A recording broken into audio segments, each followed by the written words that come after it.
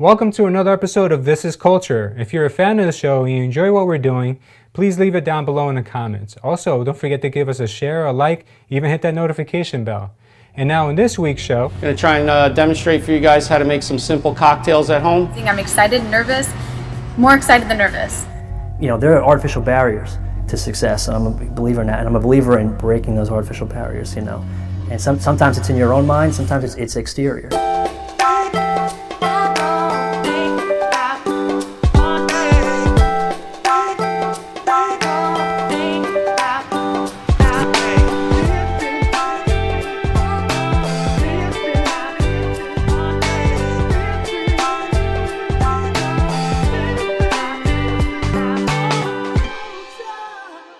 welcome to another episode of This is Culture.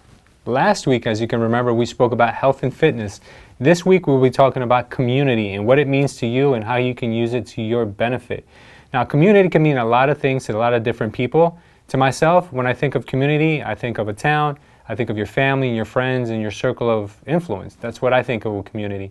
But community could also mean the community within your industry, the community in your church, the community right in your office, or just all the people in your phone book. So I want to tell you guys a quick story about what community means to Culture Estate. So within our town, we were brand new. In Scotch Plains, there was never a real estate company like ours before, so we had to kind of go in and play a big part within the community. So that meant getting on all the radars of the City Hall. We had to become part of the green team. We also sponsored a lot of their programs, and this not only showed them that we were here, but also showed them that we cared. So whenever you're trying to be a part of something, you have to be the first one to extend the olive branch. You have to give first before you can ever expect in receiving. That works with not only your community that you're trying to work in, but also works in your family and it works in your circle of friends. If you're constantly a taker and you're never giving, you're not going to see the results you're looking for. So our first segment, hashtag goals.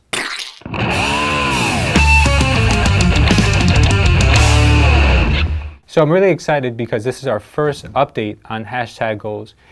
And what people are doing is they're giving themselves a 1-year timeline in which to reach those goals. So today we're going to find out how they're doing.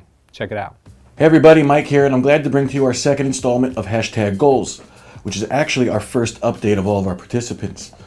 Last month we brought you our first installment where we met everybody, including myself, where I presented you my goal of getting over 1,000 posts on hashtag culture goals, and we've done quite well. We started with about 350 posts, and we're now well over 450, somewhere between 450 and 480, which is awesome. I've accomplished that by reaching out to some people who are achieving their own goals and direct messaging them to let them know about the hashtag and how we're going to use it as an accountability group, and they've been posting a lot.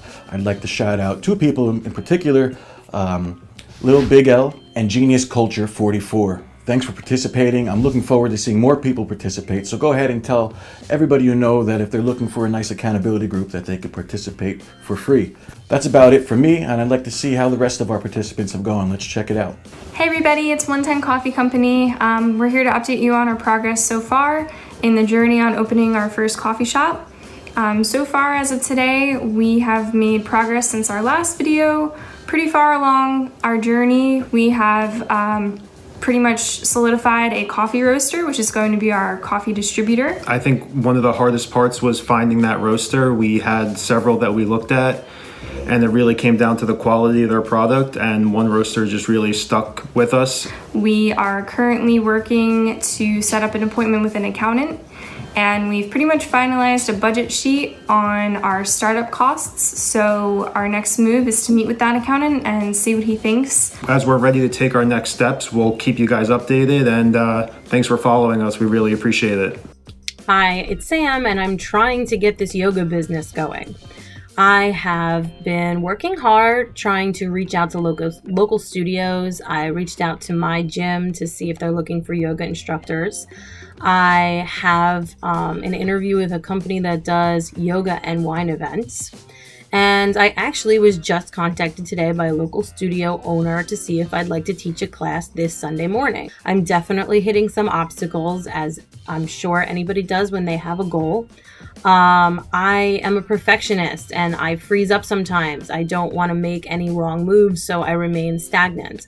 I also keep feeling like I need to reevaluate this plan and readjust it as, opportunities arise and as things change in my life. One thing that's changed is that this year, financially, I don't think I'm going to be able to invest in the life coaching program. That was part of my original plan. Childcare has been an issue too, sort of holding me back a little bit this summer, but we're going into a whole new world when school starts again in September. Hey everyone, for my #culture goals, a quick update. The first vendor that I had, not the best, kind of put me backlogged by a few months. It's okay though. I mean, everything has its ups and downs, especially when you start. But the great thing is that I kept looking. I found someone that is really up and ready right then and there. So we're starting our first thing, which is great. Stay tuned for the product that will be coming out. It's going to be amazing. I'm excited, nervous, more excited than nervous. So stay tuned, guys. More update coming soon. Good morning, everybody. Derek here from Culture Estate. I just wanted to give a quick update about my culture goals. We are a little over the 2-month mark now, and I've gained about 2 pounds. I weighed myself maybe 2 days ago, and I was 124.6 pounds. However, it's probably not the weight that I want to gain. I've fallen off consistently going to the gym the last couple weeks or so, maybe the last 2 or 3 weeks. But I have been consistently bringing my own lunch to work as opposed to eating out every day. So I've been eating a little bit better. I've been eating a little bit more than I was in the past. I just need to get back on consistently exercising, whether it's going to the gym or going a workout in the park, whatever it may be. Hi guys, it's Jill. I just wanted to give you a little update on my goals for weightlifting, which was to lose 5 pounds and lower my body weight and then hit double body weight back squat and deadlift. When I set the goal, I had just moved and I wasn't doing the workouts that I needed to do, and I'm still not really in the routine I want. This is also the last thing I wanted to do today after getting back from vacation. I've been eating really poorly. I worked late, it's 9 o'clock at night, and just didn't feel like it, but I knew I set a goal and I have to hold myself accountable to it. So I've just been smart with my training and doing a higher rep, lower weight scheme where I'm increasing it 10 pounds every week. And I'm looking forward to increasing my weight next week. Thanks, guys. Wow, I'm super excited for these participants we have in our #goals. But before we go any further, I want to ask you a question. As the viewer, how important do you think it is to be a part of your community? And if you had to rate yourself between a 1 and 10, how much are you involved within your community? And what can you do better? Leave it in our comments down below. We'd love to hear from you. Now, if you're thinking about community as being also how inviting can you be to people because you have to give before you receive, that's going to bring us into hospitality. I know a lot of you are going to have friends and family over this upcoming weekend, so that brings us into our next segment, Curb Appeal.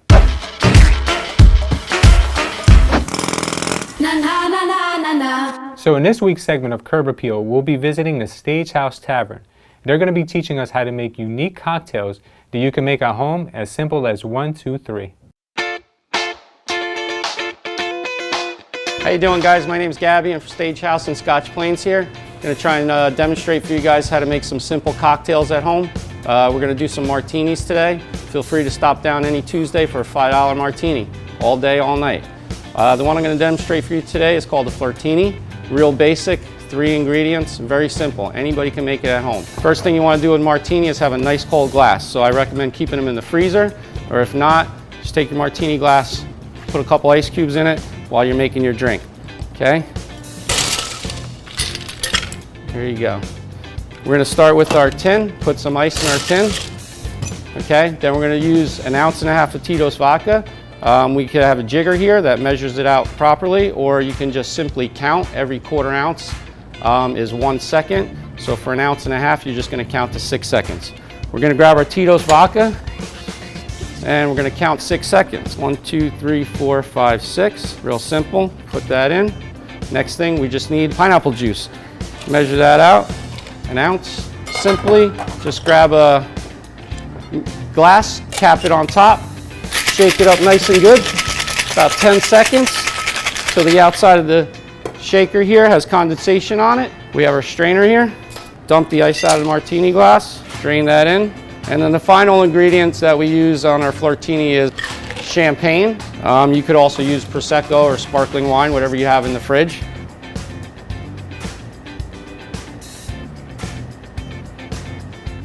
Top that off, and then a simple garnish with a cherry.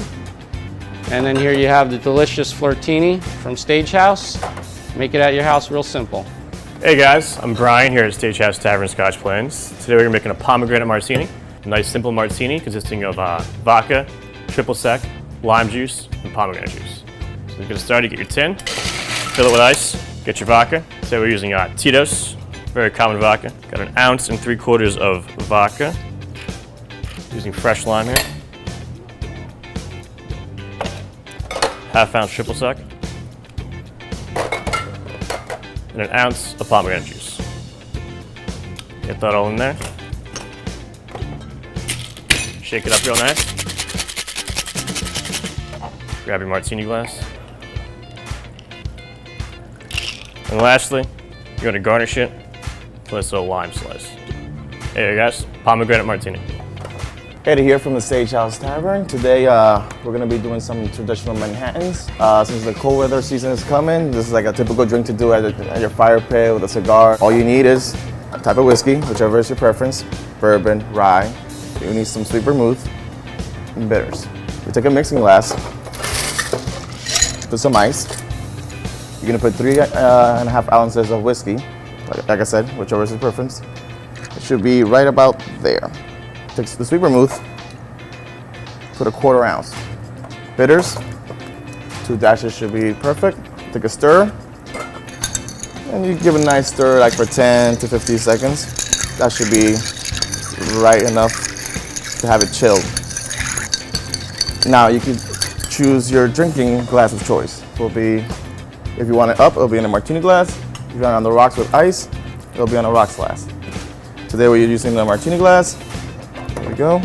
Take a strainer. And it gets a cherry as a garnish. And there you go.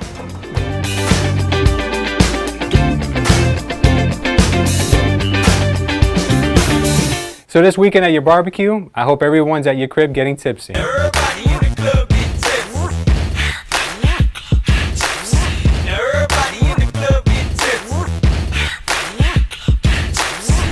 So on a more serious note, today we're going to be interviewing Councilman Thomas Russo of Howell, New Jersey. He's not only a lifelong resident, but he's also given his life to public service. He now serves as the councilman, but he also gives time to younger people and brings them into the political circle so they can also learn how they can make a difference. Let's check it out and see what we learned from the interview. Welcome everyone to another episode of This is Culture. Today I'm joined with a young man who's making big waves in the political arena. He's based out of Howell, New Jersey, and his main focus is to bring young people to the political space. He's an attorney and he's also the councilman located in Howell, New Jersey, Tom Russo. So Tom, please introduce yourself to the audience. My name is Tom Russo. I'm a lifetime resident of Howell Township. I was recently sworn into the council on January 1st. I'm an attorney in town also. After law school, I moved right back. So my brother calls me the ultimate townie. So, So tell us about your initiative. You're obviously in town and you're trying to make a change and you're trying to bring more young people into the involvement with the community. So tell us about your project. So when I was a candidate, or actually before I was a candidate, I had one of my main goals was to bring young people into local government. And I thought, thinking of ways on how to actually accomplish that goal, what I came up with during the campaign was an internship program between the high school and the governing body and the township. And the only way that can really happen realistically is a partnership between the two bodies. After I was sworn in, about a month later, I met with the principal of Howell High School, the vice principal, and one of the teachers there in charge of the AP government program. I put together what I thought a good internship would look like. And they loved it. I was very fortunate. They agreed to the partnership, and they were very enthusiastic about it. So it's been working out. So it's actually going to be. This meeting was in the beginning of this year. Okay. It was going to be implemented in the upcoming school year, but I received a phone call from my wrestling coach about a month later. He's like, "Hey, word got out about the internship." He goes, "I have a wrestler here. I wrestled at Howell High School." I got a fellow wrestler here who was really interested in joining. And I said, well, the internship program's not going to start until the following school year. And he's a senior, so unfortunately he wasn't going to be able to do it. Yeah. But I thought about it, and I said, maybe you could shadow me for a few months. He agreed. His name was Jake. He's an awesome guy. Just a smart kid and really driven. And it worked out great. And it reinforced the idea to push this forward. Yeah. So I do a lot of reading, especially when it comes to business. And whenever a company goes through a stagnation where they're not growing, the first thing they do is they hire 30-somethings. Because when you have the guys that have been in there so long, the guys that are near retirement or near senior citizen age, you don't get any growth. You don't get any new programs. You don't get any of that. But when a company goes through that, time and time again, what they do is they add young blood to the board, young blood to the company, to the VPs, the CEOs, and that's when a company sees growth again. So how different, or do you feel it's the same when it comes to politics? Well, on that, actually, the mutual beneficial factor. So, I actually was going to point that out before, is that he got a lot out of the internship program. He met congressmen, he met senators, he met the sheriff, he met the county clerk. He was with me side by side, all the events, and all the political stuff, as well as the governmental work. Sure. But I also learned from him. He was kind of like my eyes and ears from people who were 18 years old, high school age kids, college age kids, of course, who were typically, traditionally weren't represented really. Yeah, it's a whole other generation. Yeah. They communicate differently. They have different expectations. They do. Everything across the board is it's totally different. There's a generational gap. There really is between I think. Folks my age, about in their early 30s, and people in their 20s and even in their teens. Absolutely. I know that part of being in city council and those things means that you have to also drive a lot of community efforts, such as like charity events or things to service the community. How are you getting younger people involved in those things? Well, I got to say the internship program really did wonders with people, with younger people reaching out to me and saying, how do I get involved? Even the parents have called me. Saying, hey, I heard about Jake, he did a great job, how can my son or daughter get involved? So just that alone, getting that out there, and it got a lot of good press, rightfully so, to spread the word about getting more young people to apply. It was really well received in town. So that did get young people to kind of come on, to question whether or not they can be involved and how they can be involved. But yeah, there's also volunteer programs, initiatives out there. They can do food bank, our senior center. I actually brought Jake with me to the senior center during a volunteer luncheon award ceremony. Nice. And we put on the aprons, and you can actually see it on Facebook. He's out there serving meals to our seniors. It's beautiful. So it was that. Also, we actually agreed to set up a bocce ball court at the senior center. This is something that's not through the government, but through the through a private volunteer effort. For the local seniors. Are you guys leveraging social media to also talk to the community and talk to the younger people? Yeah, so something that hasn't been done in the past was a strong presence from council members on Facebook, on Twitter, on social media generally. Yeah. The first thing I did after getting sworn in was create my Facebook page. And I put, I keep it geared towards Howell Township mostly. What we want to know, and this is not all about the great stuff. I want to find out about the struggle that you went through to get elected to the city council, because obviously you're young, so you're probably facing an uphill battle. There was probably someone that was maybe twice your age running against you. Who knows? I don't know the history of it. But what got you to the point where you said, I could do this? And then what struggles did you go through trying to get there? So I never really thought about running for office until I was in law school my first year. There was an opportunity to run for class representative my first year. I was fortunate enough to get elected to that, and I had a great time doing it. Being a part of the decision-making process for my school was fun. I liked it so much that I ran for student body president my third year, and I was fortunate enough to win that also. And after that, I really saw myself, doing political work, doing being an elected official. Sure. And during the actual race, the campaign, to the campaign, how difficult was that? And it was tough. Yeah? It was. I'm not gonna lie. It was really tough. It really was. Nights. It was tough. It was fun. It was. I like getting out there and talking to residents. I enjoyed the door knocking aspect of it. People were like dreading it. They're like, oh my God, how do you do it? I actually enjoyed it. Yeah. I did. It was an aggressive door knocking campaign. It was really a grassroots effort. I had very good volunteers with me. They were great. and a good team with me that really helped me. People who were more experienced than I. But yeah, no, it was hard and it was grueling. Like we were out in the rain, we were out in the heat. But it was fun. I had a good time. That's awesome. So I want to humanize you. Obviously you're doing great things, and it seems like you have this amazing life.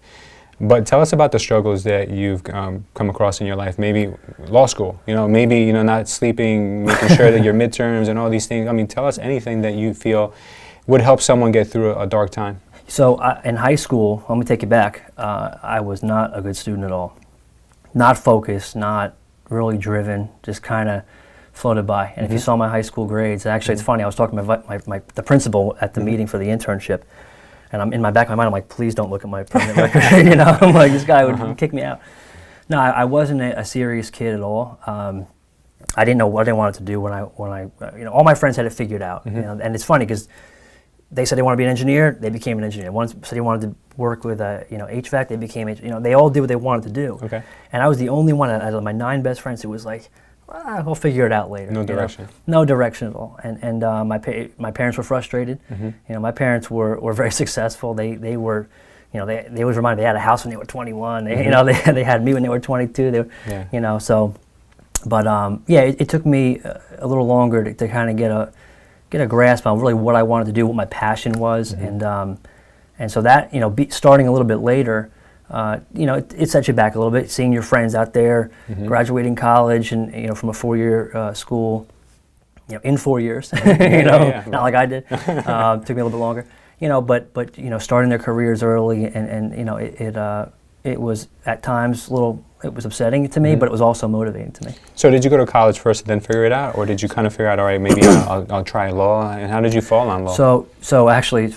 So I went to Brookdale Community College, and I was there for 3.5 years, and it was there where I really kind of studied everything. I was a liberal arts major, so I had a business class, I took a history course, I took an acting course, I took everything. I really had a wide, it was my kind of time to figure out what I wanted to do, exposed me to a lot of different stuff. Good.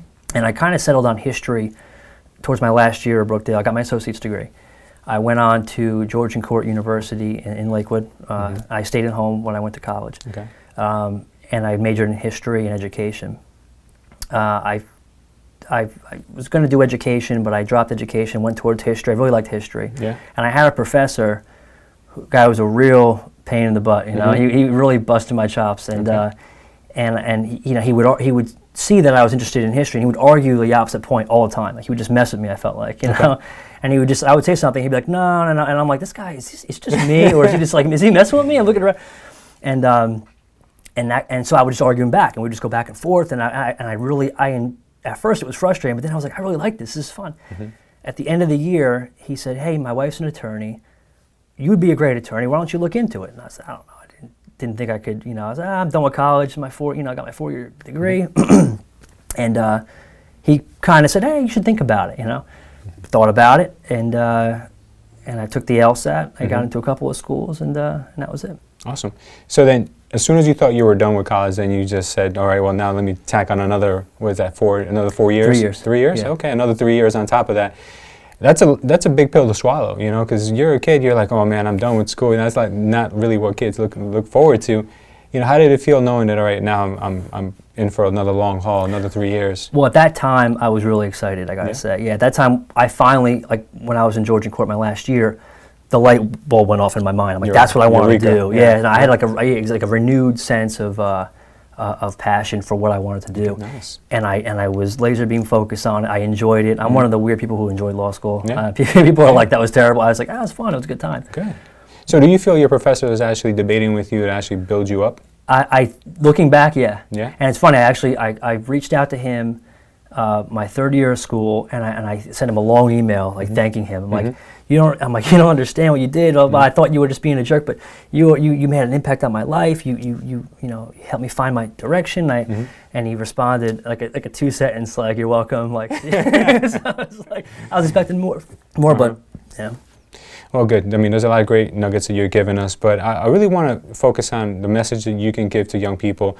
What kind of advice would you give a young person who is like you found yourself in high school, not having direction, not having really, anywhere that they feel passionate about? So a couple things. Number first, find a good mentor. If it's not your parents or your brother and sister, find a good mentor. Find people who are willing to share their knowledge, their experience with you, and multiple mentors. Sure. Get multiple perspectives.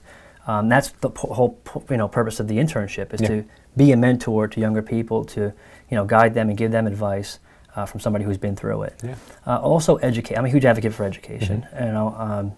Education has opened so many doors for me. I know it's expensive, and I know there's student. I have student loans that I'll probably never pay off. It's a lot. It's a lot. It's insurmountable. But I'm a believer in education.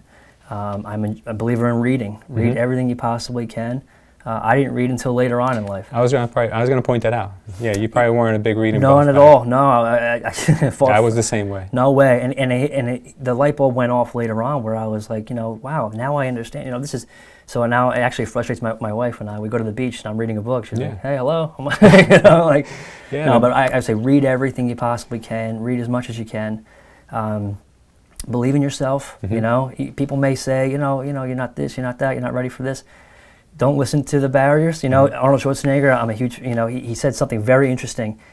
He said, break the rules, but don't break the law. He goes, don't break the law. That's not smart. That's stupid. Yeah. But he goes, break the rules. And he goes, there's a difference. And he explained it in one of his YouTube videos, and it made perfect sense. It was, there are artificial barriers to success. And I'm a believer in that. And I'm a believer in breaking those artificial barriers, 100%.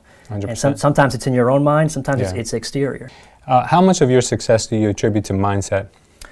Almost 100%. Yeah. I'm a believer in a healthy mind, and and visualizing, what it is you want to do, and just going for it. I'm a big believer in goal setting as well. It's when you don't have there's no path you're charting. It's hard to kind of get to where you want to go. But if you set realistic goals, and short-term goals and long-term goals, you'll kind of know where you want to go. Yeah. And a healthy mindset's crucial. It is super important. Yeah, so Tom, can you tell us how young people today, how they can find out more about how the political system works without necessarily having to go to council meetings or being an intern? Yeah, so all of our schools, to my knowledge, all the way from elementary school all the way to the high school, have a student government within the school. I urge you to run for student council, be a part of the decision-making process within your student body. That's what helped me when I was in law school. It helped spark my interest in politics, was being elected to student council. Also come to our council meetings. Nice. Council meetings, they're, can be a little dry sometimes, but they are entertaining at times too. Yeah, I can imagine. So Tom, can you tell our audience how they can follow you on social? Yeah, definitely. So Facebook.com/Councilman Thomas Russo. On Instagram, it's a little different. It's Instagram.com/Tommy Russo NJ. And then Twitter is Thomas Russo ESQ. They're all different. So we got to find a universal one for you. Yeah, I know. I got to work on that. That's awesome. Well, thank you so much, Tom. I appreciate you being here with us today. Thank you so much. It's been great. Guys, don't forget, follow Thomas Russo. He is an amazing person, community servant, and just all-around guy. So thank you so much, guys. Please don't forget to follow, subscribe, and also share this episode with anyone that you think would benefit from it. Thanks a lot, guys. Enjoy your day. Thank you.